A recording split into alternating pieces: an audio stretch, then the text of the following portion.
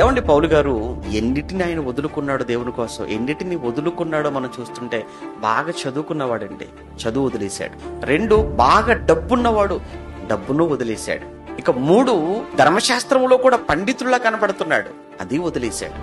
మరి ఇవన్నీ వదిలేసి ఏమయ్యా నువ్వు చేసింది అని అంటే, వీటన్నిటినీ వదిలేసి అవమానాలు, నిందలు, జైళ్ళు, రక్తంతో దెబ్బలు, కొరడాలతో దెబ్బలు, కపట సహోదరుల ఆపదలు, ఇవన్నీ చెప్తున్నట్టు చూసారు ఒక్కొక్కటిగా.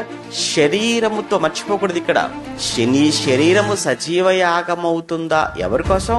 దేవుని కొరకు మర్చిపోకూడదు. చాలా మంది ఉద్యోగాలు చేసుకునే వాళ్ళు మీ శరీరం యాగమైపోతుంది. ఎవరికో? ఇగో ప్రభుత్వం కోసం అండి. మరికొంతమంది ఎవరి కోసం? ఇగో భార్య కోసం అండి. ఎవరి కోసం? అదిగో పిల్లల కోసం. ప్రభుత్వం కోసమో, పిల్లల కోసమో, నీ భార్య కోసమో, తల్లిదండ్రుల కోసమో యాగమైపోతుంది నీ శరీరం. కానీ నీకు శరీరం ఇచ్చింది ఎవరు? ప్రభుత్వం నీకేమైనా దేహాన్ని ఇచ్చిందా? లేదే.